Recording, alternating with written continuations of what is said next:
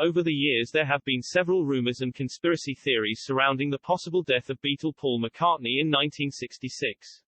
Including that the Paul McCartney that we see today is none other than McCartney look-alike contest winner Billy Shears. As it turns out, this is partially correct. Paul McCartney did in fact die November 9, 1966. Members of the Beatles wanted raises. Beatles manager Brian Epstein informed the Beatles the only way to obtain a raise was if one of them took a pay cut, or they got rid of a member, reducing the group from 4 to 3, which would be impossible. In a secret meeting, 3 of the Beatles decided to kill Paul. It was John Lennon himself who cut Paul's brake lines, causing the ill-fated crash that took his life. The remaining Beatles then replaced Paul with look-alike Billy Shears, paying him approximately 1/4 of what Paul was making in order to facilitate the pay increases.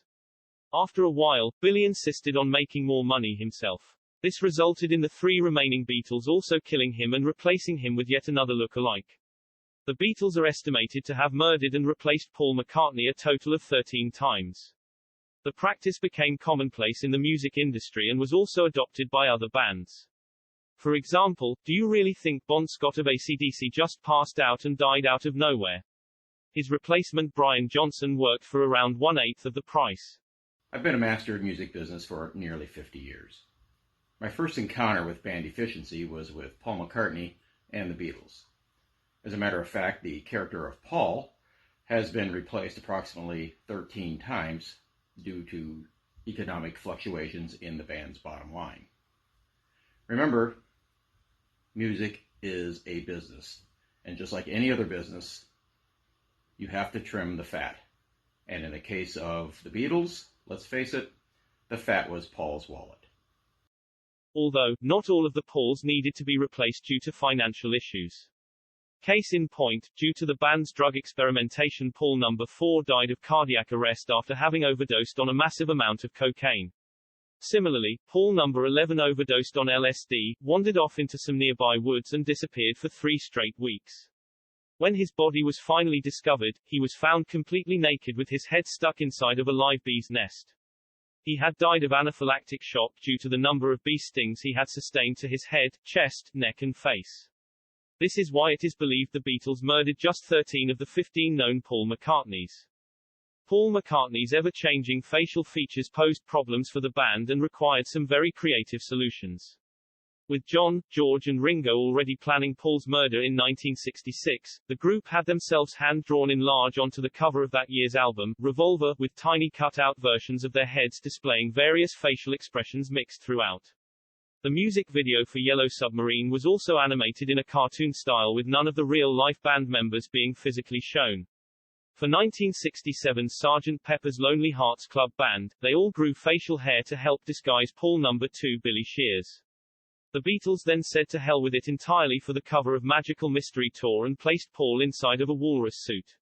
In 1968 the Beatles pushed the envelope even further with the White Album. With none of the band members pictured at all. This was an especially brilliant move as it is during this album Paul is rumored to have been replaced 8 separate times. It wasn't until 1969's Abbey Road album that the band slipped up. Paul No. 10 is very clearly seen on the cover holding a cigarette in his right hand. Paul McCartney was supposed to be left-handed. Learning from this mistake, the cover of 1970's Let It Be album showed none of the members' limbs at all. Only faces. Paul No. 12 is seen heavily bearded in order to help disguise what he really looked like. Oh yeah, there's definitely not one. You have to be blind to think that. There must be about 15 from what I could think of. My uncle tried out for number 12. Poor bastard. My mum actually shagged up with number 13, believe it or not. Right here. Been on one day. It's close to my grandmum's house. Let It Be was the Beatles' final album. The making of Let It Be was filmed, making it much harder for the Beatles to replace Paul. Nevertheless, due to obvious tensions within the band he was replaced 2 more times. Upon disbanding, and under pressure from John, George and Ringo, knowing what they would do, the final Paul, number 14 agreed to keep silent on the topic or worst-case scenario when and if the topic was brought up, to make a joke of it.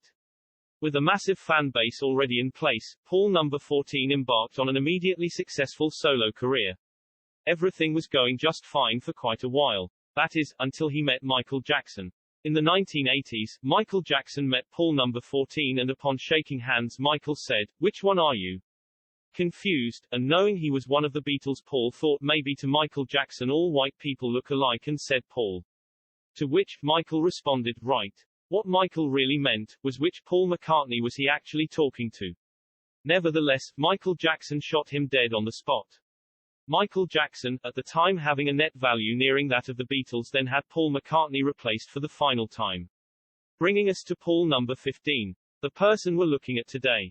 One major difference between Paul number 15 and his predecessors is when Michael Jackson had Paul number 14 replaced with the new Paul, he additionally spent money having the current Paul brainwashed into believing he himself is in fact the original Paul McCartney.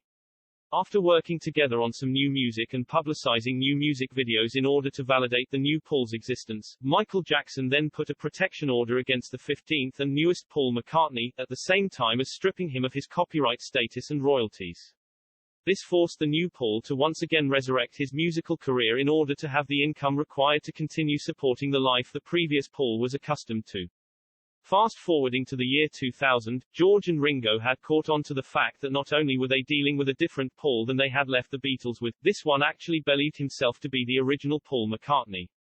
Using this to their advantage, they decided to pull the band back together using some old recordings John had left behind to release their last album, Anthology. With the help of producer Jeff Lynne, the process was fairly simple. Except for one glaring issue. How were they to address the album cover and avoid reawakening the Paul is dead rumor? To solve this problem, George and Ringo turned to Jeff Lynne, who promptly stated, "Just use nothing but pictures of you guys prior to 1967.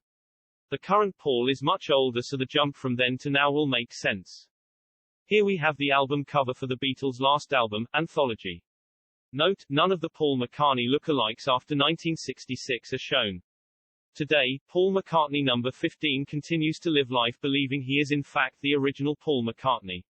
Between his brainwashing and now senility setting in, he will probably believe this until his actual death. What is not known as of this production, is if Ringo Starr, the last living original member of the Beatles who was involved in the murders of 13 of the previous lookalikes, will have him replaced again.